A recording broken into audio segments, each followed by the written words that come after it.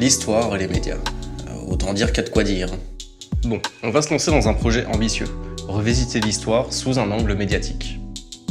C'est chaud? D'autant qu'en quelques minutes, on ne pourra pas traiter tout en profondeur, c'est certain. En soi, l'objectif du jour est surtout de voir des biais possibles pour traiter de l'histoire dans une réflexion globalisante. Ce que nous posons comme question ici, c'est comment les moyens à l'information peuvent agir sur nos civilisations, sur le politique ou sur le culturel. En bref, comment aborder l'histoire sous un angle médiatique.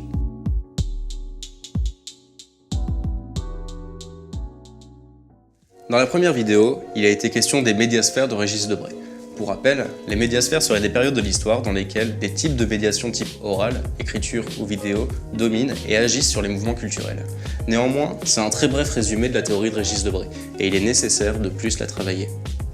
La logosphère commence avec l'invention de l'écriture, mais elle reste une période où c'est la communication par l'oral qui est dominante.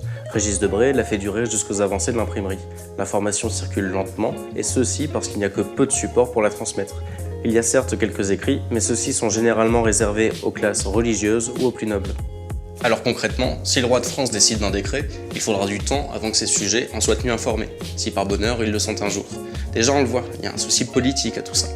Eh ben il faut bien se dire que la chose est monnaie courante en période de logosphère, et que de plus, il est bien difficile de coordonner une contestation dans un territoire trop étendu si les contestataires n'ont aucun moyen pour communiquer entre eux. Déjà dans notre époque, c'est pas bien évident. Dans la logosphère, le manque de moyens à la circulation de l'information amène bien des problèmes. Dès que l'émetteur d'un message est éloigné du récepteur, il y a un risque pour que le message soit transmis trop lentement ou qu'il soit déformé. Dans cet ordre d'idées, on peut parler d'une histoire sur Marc Aurèle, l'empereur romain. En l'an 175, Marc Aurèle, alors en campagne militaire, est tombé malade. Son fils, craignant pour la vie de l'empereur, décide d'envoyer un message vers Rome à l'intention de sa mère et de sa sœur. En chemin, l'information est déformée et la rumeur de la mort de Marc Aurèle se répand. À Rome, la femme de Marc Aurèle, Faustine, reçoit la version déformée du message. Elle décide alors de prendre les devants sur les possibles prétendants au poste d'empereur. Elle fuit vers l'Égypte pour retrouver Avidius Cassius, un ami de Marc Aurèle. Elle convainc ce dernier de se rebeller contre Rome et de tenter de prendre le pouvoir. La rébellion se passe plutôt bien, ils gagnent 2-3 batailles, puis, pas de bol, tous deux apprennent que Marc Aurèle est bien vivant. Avidius Cassius, ne pouvant faire marche arrière, continue sa rébellion. Faustine, quant à elle, décide de retrouver son mari pour aller s'expliquer. Faustine retrouve Marc Aurèle, s'excuse, tout ça. Il faut dire que pour le coup, elle a fauté grave, wesh. Le soir, elle est empoisonnée. Mais ce qu'il faut savoir avec cette histoire, c'est qu'elle est fausse. En réalité, il existe plusieurs versions de cette histoire. On n'est franchement pas sûr que Faustine ait participé à la rébellion, peut-être que si. Peut-être qu'Avidius Cassius a eu vent de la rumeur et qu'il a décidé de tenter une prise de pouvoir. Peut-être qu'Avidius Cassius a lui-même lancé la rumeur pour tenter sa prise de pouvoir. En réalité, on n'est sûr de rien. C'est bien le problème de cette époque. Non seulement les contemporains de Marc Aurèle ont pu se trouver dans la confusion à cause de la rumeur, autant les historiens ont bien du mal à comprendre ce qui s'est véritablement passé. Et ça, c'est une histoire parmi tant d'autres. La deuxième médiasphère, c'est la graphosphère.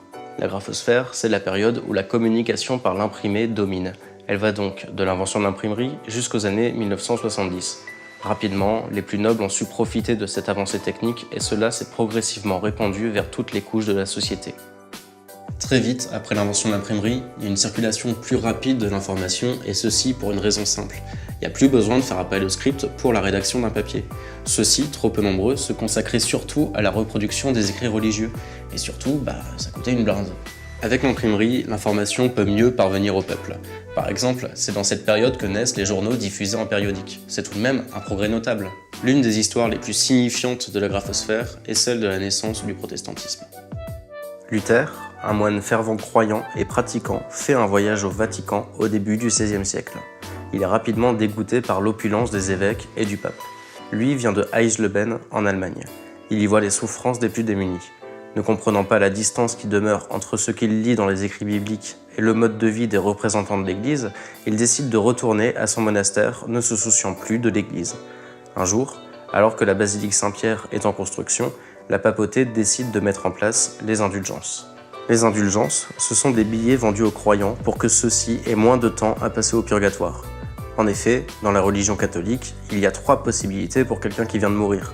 Soit il va en enfer, soit il va au purgatoire, lieu dans lequel il va passer un temps de pénitence pour ses péchés avant d'aller au paradis, soit il va au paradis.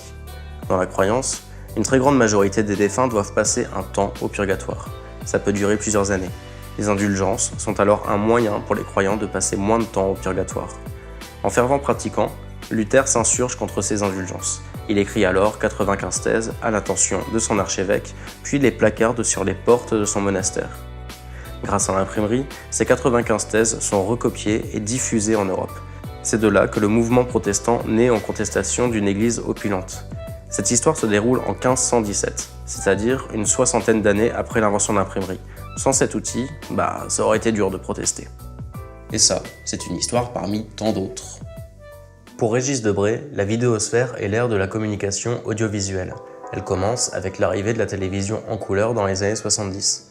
La télévision change notamment le paysage politique. Très vite, les personnalités doivent se prendre au jeu du télévisuel. L'une des particularités les plus élémentaires de la télévision est de se rendre garante de l'événement médiatique. C'est de sorte qu'un débat à l'élection présidentielle entre deux candidats devient un événement proposé pour tous dans l'espace démocratique de la télévision. Encore, des objets culturels tels que les films ou les séries télévisées sont diffusés à des horaires précis de sorte à leur permettre d'être visibles pour tous et en même temps. La télévision est donc capable de fixer des rendez-vous à ses consommateurs. Alors, des histoires de vidéosphère, on en connaît tous, et on pourrait certainement en citer quelques dizaines. Des séries télévisées diffusées pendant plusieurs années, des journaux télévisés qui permettent une démocratisation de l'information, mais en même temps son uniformisation. C'est tout de même quelque chose qu'il nous faut souligner. De nos jours, les JT de TF1 et France 2 réunissent des millions de téléspectateurs tous les soirs. Si ça peut nous paraître anodin, ça a encore de gros impacts, à la fois culturels, politiques et même idéologiques. Enfin bon, on va pas s'étendre. Bon, c'est bien mignon toutes ces histoires de médiasphère, mais la théorie a-t-elle sa pertinence ? En fait, je dois vous avouer que je viens de consacrer une bonne partie de la vidéo à une théorie dont je suis pas bien fan. Dans les faits, on pourrait reprocher à Régis Debray des frontières trop marquées entre les médiasphères. Sur ce point, il me faut au moins ajouter cette précision. Les médiasphères ne se succèdent pas par une opération de remplacement, mais par un processus d'accumulation. Pour faire simple, quand la télévision arrive, l'imprimerie demeure. C'est donc une multiplication des moyens médiatiques qui permettent un terreau favorable à des formes culturelles naissantes. Encore une précision importante à indiquer, c'est que Régis Debray a une forte tendance à parler des mouvements culturels. La contingence essentielle pour qu'un mouvement culturel puisse naître et s'épanouir est nécessairement liée à un support ou à un lieu pour la médiation. C'est de sorte que si les Lumières n'avaient pas eu l'outil l'imprimerie, il y aurait eu peu de chances pour que le mouvement puisse rayonner à ce point.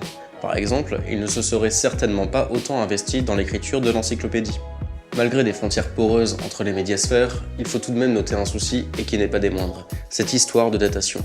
Est-il pertinent de dater ainsi des histoires pour des modes de médiation dominants ? Peut-on dire que l'imprimé est le mode de communication dominant en période de graphosphère ? La chose ne me semble pas évidente, et la communication par l'oral garde une importance non négligeable, surtout en début de graphosphère, où la part de population analphabète est majoritaire. Alors Régis Debray a beau parler de terreau favorable à l'émergence de mouvements culturels, il reste que, pour que ces mouvements culturels puissent exister, il en faut des récepteurs, et qu'il n'est pas toujours évident qu'en période de graphosphère, toutes les couches de la société puissent jouir des mêmes modes de communication. En soi, à mon sens, la théorie des médiasphères est surtout pratique pour parler de l'histoire des médias. C'est une théorie simple et qui souligne bien l'impact des inventions techniques sur le développement d'une société donnée. Pour autant, segmenter l'histoire de cette manière, c'est induire l'idée que l'invention technique est la cause d'un changement sociétal profond à une période donnée, alors que le média est en vérité un élément parmi d'autres éléments contingents qui permettent des changements sociétaux. Ensuite, et surtout, le choix de datation de Régis Debray peut vite devenir bancal. En fait, il semble surtout très arbitraire. Par exemple, l'invention de la radio. C'est tout de même un élément important. La radio est le premier média de masse, c'est-à-dire le premier à donner la possibilité à ses récepteurs de recevoir une même information à des lieux différents et éloignés les uns des autres. Expliquer qu'à une période donnée, une forme de communication a plus d'importance qu'une autre, ça peut amener à des considérations biaisées. Par exemple, dans une époque où les informations sont transmises par le journal papier, il est dangereux de considérer que le journal papier a plus d'importance que le reste. Encore aujourd'hui, on pourrait dire que l'ère que l'on vit, c'est l'ère du numérique. Mais le numérique a-t-il la même importance pour tout le monde ? A-t-il la même importance partout dans le monde ? Peut-on dire que l'on s'informe plus par Internet ou par la télévision ?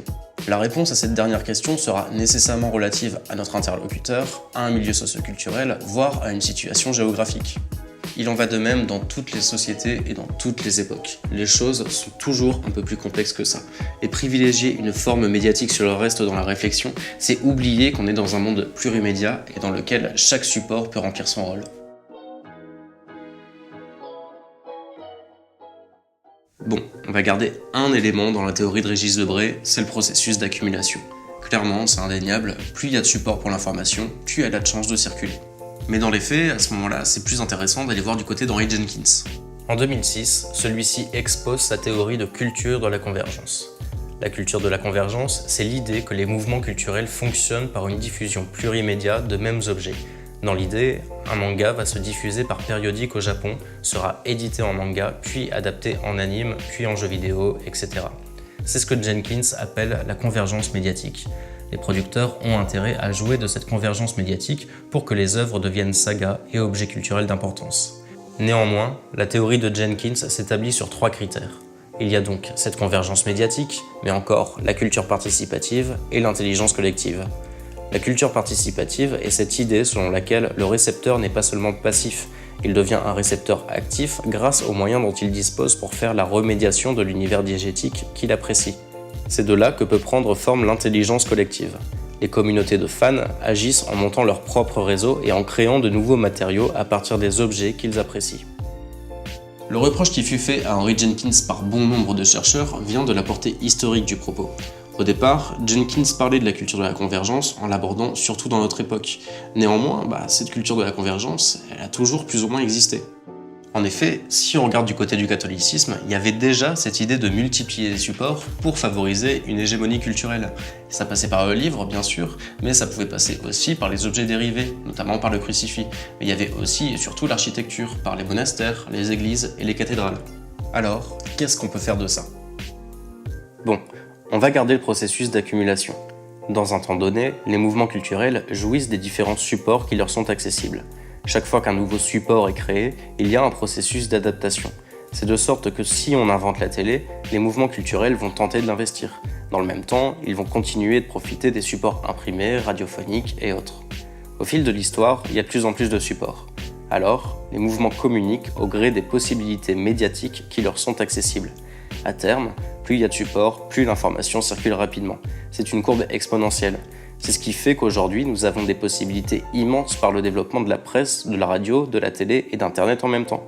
Ces supports agissent ensemble et c'est ce qui fait que l'on développe de plus en plus une culture de l'instant, c'est-à-dire l'idée que l'on cherche à mettre à disposition des informations le plus rapidement possible, au risque parfois de la déformer.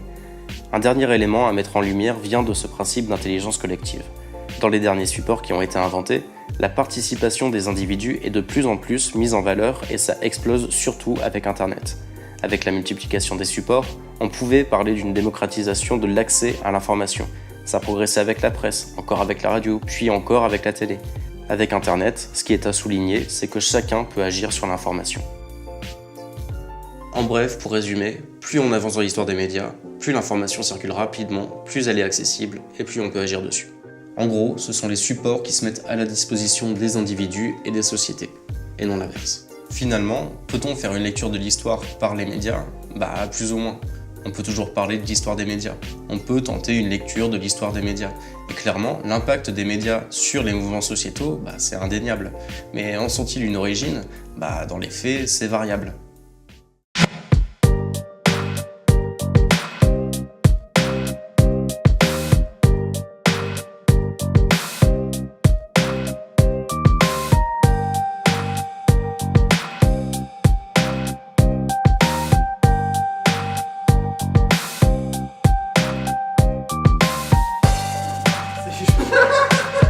C'est parce que je l'ai directement.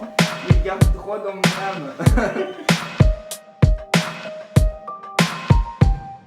Bisous.